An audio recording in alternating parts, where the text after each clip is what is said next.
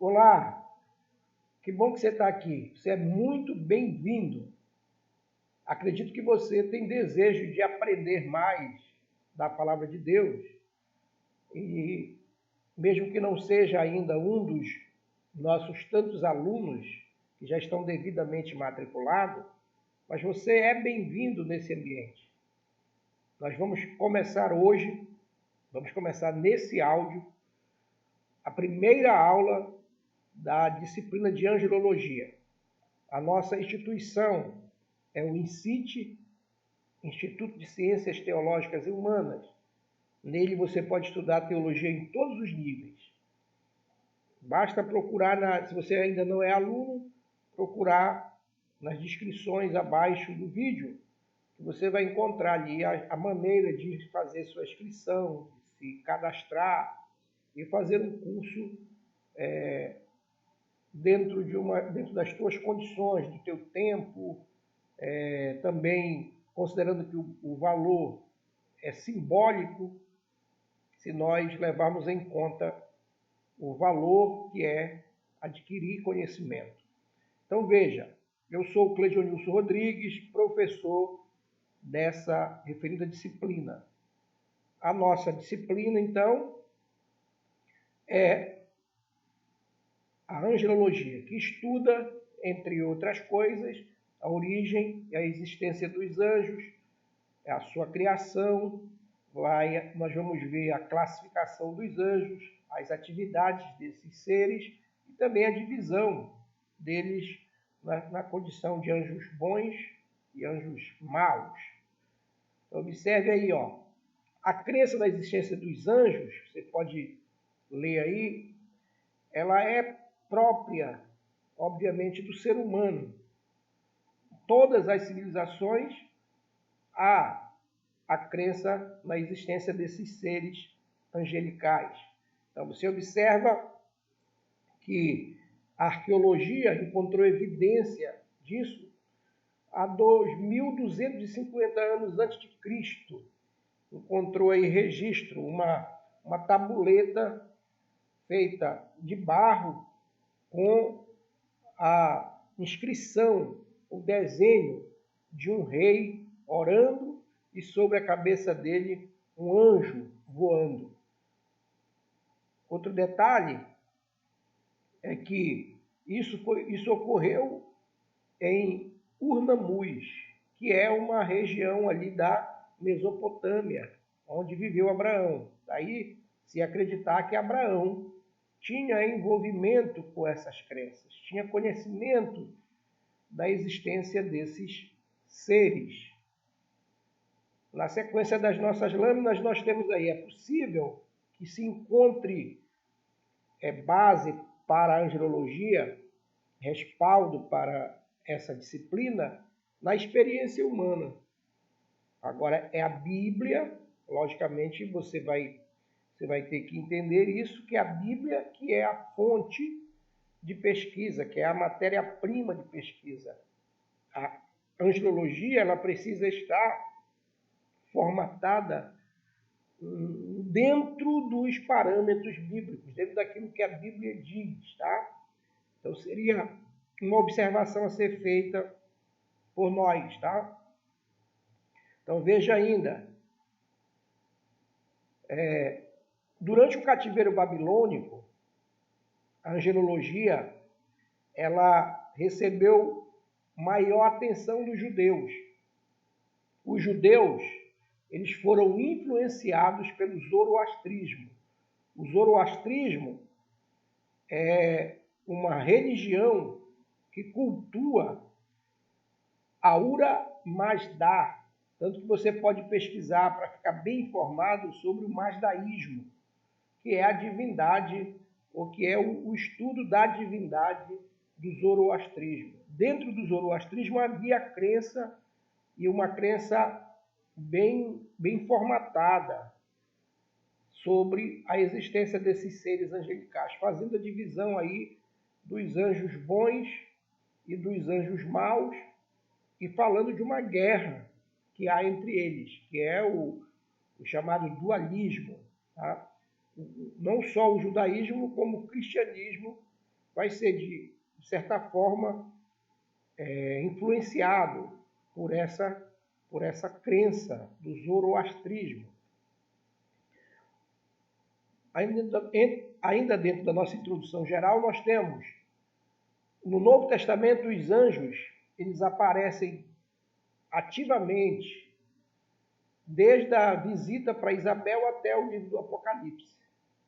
Lembra lá no começo lá dos evangelhos, sobretudo em Lucas, tem lá o registro do Gabriel visitando Isabel, a mãe de João Batista, quanto ao nascimento do rapaz, do João Batista. E o Apocalipse já falando dos momentos finais da humanidade na Terra e como os anjos estão ativos nesse momento do fim. Nós vamos ver isso mais para frente. Aí nós temos uma outra observação, que na Bíblia eles aparecem desde o Éden, lá capítulo 3, com a queda do Adão, do primeiro casal, foi colocado por Deus um querubim para guardar a entrada ou o caminho que dava acesso à árvore da vida. E vai até o Apocalipse 19, 17. Aí sim, eu já disse isso, a Bíblia é a matéria-prima de estudo para uma compreensão correta da angelologia. Se quiser, se houver interesse de se apresentar uma angelologia confiável, esta precisa estar pautada no direcionamento da Bíblia, nos ensinos da Bíblia. Afinal, a Bíblia é a nossa regra de conduta normativa de fé. Ela estabelece as regras de como eu devo me comportar, como eu devo me conduzir e também de como eu devo acreditar. É a Bíblia, a inerrante palavra de Deus. Então veja na nossa próxima lâmina, nós temos os conceitos. Primeiro, o conceito que nós já até apresentamos aqui da angelologia. A angelologia, ela é o estudo dos anjos. É uma palavra composta no grego ágilos e logia, que significa estudo dos anjos. Ela tem o propósito, com bom senso, dirimir, reger, estabelecer os assuntos que envolvem a origem e a existência desses seres angelicais. Então, o conhecimento disso é importante para aqueles que amam a verdade. Aí tem o termo anjo. A palavra no grego é agnos e no hebraico é malaca. As duas palavras são traduzidas para o português por anjo, que tem o sentido de mensageiro. Agora, essa palavra, na Bíblia, ela é aplicada não só a seres espirituais, seu uso pode referir-se, pode se referir-se a um profeta, a um sacerdote, a um líder de uma igreja, um pastor, e ainda aos seres espirituais, aos seres angelicais. Agora, um emprego mais amplo desse termo inclui a coluna de nuvem, vai ser chamada de anjo. A pertilência, em 2 Samuel 24, 16, vai ser chamada de anjo. Os ventos, no Salmo 104, veja aí, as pragas, no Salmo 78. E, por fim, Paulo vai chamar de anjo ou de mensageiro o espinho na carne, que ele faz ali o reclame quanto à existência desse ser, pelo qual ele pediu para que fosse tirado dele por 3 vezes, ao que Jesus respondeu: a minha graça te basta. Lembram disso, certo? Então, é chamado de anjo, só que anjo de Satanás. Parece a palavra lá, o anjo ou mensageiro de Satanás. Segundo aos Coríntios, capítulo 12, versículo 7. Aí na sequência nós temos a natureza deles, como a origem desses seres. Quando você vai estudar a natureza, você quer saber a natureza de um ser ou de alguma coisa, você quer saber o que ou quem é aquilo. E aí os anjos fazem parte da criação de Deus.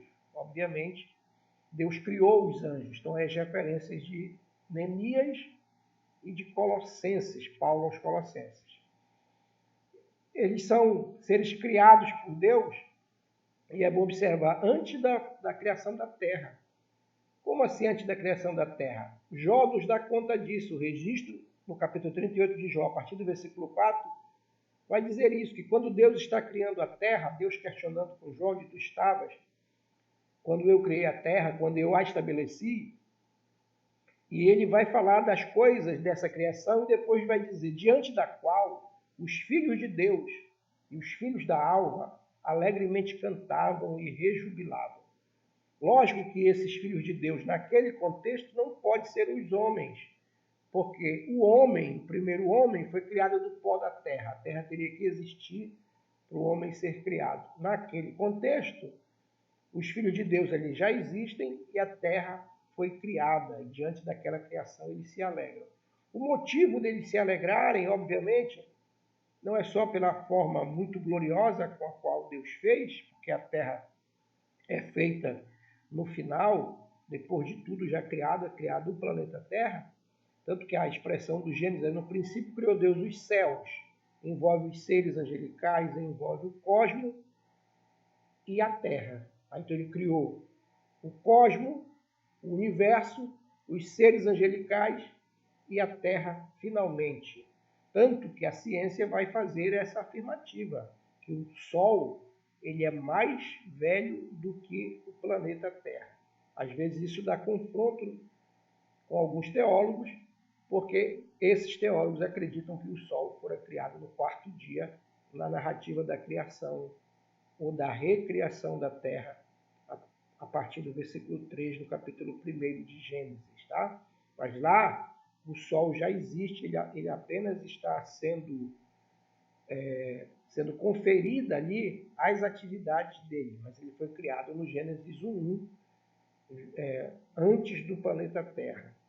Então, sim, Deus tem esse hábito, dá para se perceber, de primeiro criar o ser para depois criar o seu local de habitação. Fez isso com os anjos, já verificamos isso. Jó capítulo 38, versículo 4 em diante. Lá pelo versículo 6 ou 7 vai ter essa expressão aí, que os anjos existem durante a criação do planeta. Aí você observa também no trato, na lida de Deus com o ser humano, com o primeiro homem, com Adão. Obviamente que com o casal, né? Vamos pensar aqui com Adão, então.